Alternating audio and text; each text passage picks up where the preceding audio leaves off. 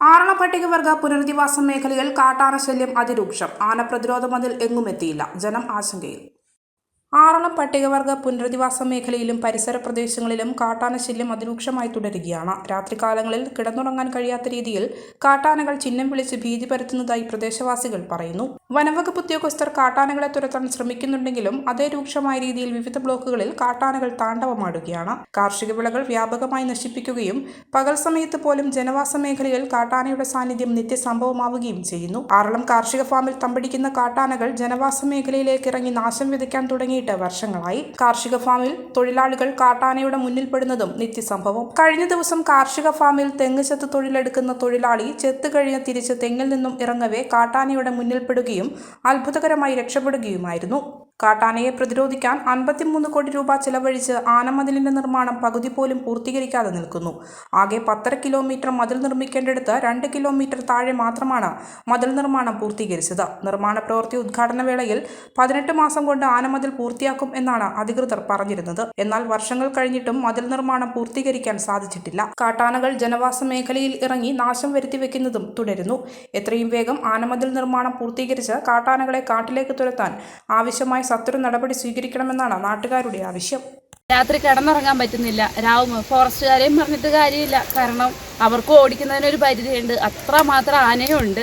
ഇവിടെ ഓടിക്കുമ്പോഴത്തേനും അടുത്ത പറമ്പിൽ ആന വരുന്നു, അന്നേരം അവരങ്ങോട്ടേക്ക് ഓടുന്നു, അന്നേരം അടുത്ത പറമ്പിൽ വരുന്നു. ഇങ്ങനെ ഒരു ഫാം നിറച്ചു. ഇപ്പം ജനങ്ങളെക്കാളും കൂടുതൽ ആനയായിട്ടാണ് ഉള്ളത്. ഇവിടെ കുട്ടികൾക്ക് പോലും സ്കൂളിൽ പോകാൻ പറ്റാത്ത അവസ്ഥ ആന കാരണം. ഇനിയിപ്പം 3 മണിയൊക്കെ ആകുമ്പോഴത്തേക്ക് പോലും പണിയും കഴിഞ്ഞ് വന്നാലും ഫാമിലോട്ട് കയറാൻ പറ്റത്തില്ല. 3 മണി തൊട്ട് ആന എന്തായാലും നമ്മുടെ പറമ്പിലെത്തിയിരിക്കും. പിന്നെ കൃഷി ഇപ്പോൾ തെങ്ങാണേലും കവുങ്ങാണേലും ഒരു സാധനം വെച്ചായിരിക്കില്ല. മൊത്തം എന്താണേലും ആനയ്ക്ക് തിന്നാനുള്ള ആന തിന്നിട്ട് പോകും. പിന്നെ ബാക്കിയുള്ളവർ ഇവിടെ മനുഷ്യർ മാത്രമേ ഉള്ളൂ. ശരിക്കും പറഞ്ഞാൽ ഫാമിലി ഇപ്പോൾ ഒട്ടും ജീവിക്കാൻ പറ്റാത്ത അവസ്ഥയാണ്. ആന വരാത്ത സ്ഥലങ്ങളിലേക്ക് പോലും ഇപ്പോൾ സ്ഥിരമായിട്ട് ആന വരുന്നുണ്ട്.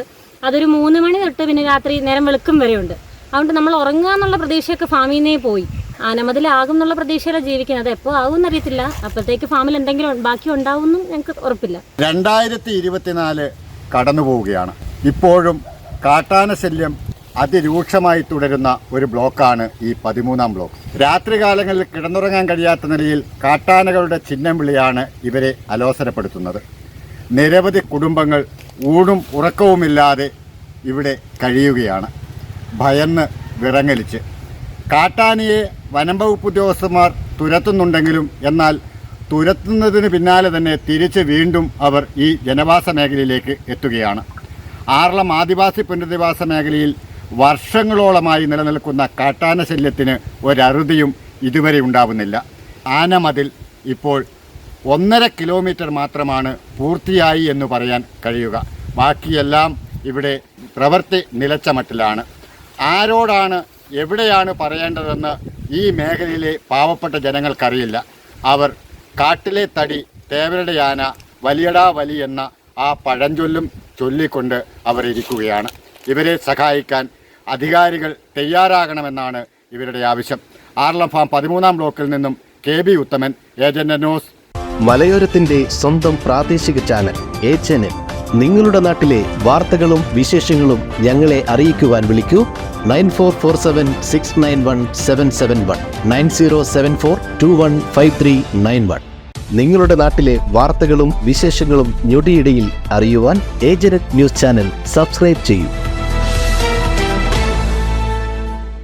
ബോബി ചിമണ്ണൂർ ഇന്റർനാഷണൽ ജ്വല്ലേഴ്സിൽ butterfly diamond fest season 4 December 1 മുതൽ 31 വരെ. ഡയമണ്ട് ആഭരണങ്ങൾക്ക് പണിക്കൂലിയിൽ 50% വരെ ഡിസ്കൗണ്ട്. എല്ലാ ഡയമണ്ട് പർച്ചേസുകൾക്കൊപ്പവും ലക്കി ഡ്രോ കൂപ്പൺ സൗജന്യം. ലക്കി ഡ്രോയിലൂടെ ഫ്ളാറ്റുകൾ, 10 ലക്ഷം രൂപ, കാറുകൾ, 2 വീലറുകൾ, ഐഫോണുകൾ എന്നിവ സമ്മാനമായി നേടാൻ അവസരം.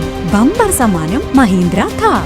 ഓരോ 1 ലക്ഷം രൂപയുടെ ഡയമണ്ട്, അൺകട്ട്, നവരത്ന, പ്ലാറ്റിനം ആഭരണ പർച്ചേസിനും 3 ലക്ഷം രൂപയ്ക്ക് മുകളിലുള്ള പ്രഷ്യസ് ആഭരണ പർച്ചേസിനും സ്വർണ്ണ നാണയം സമ്മാനം.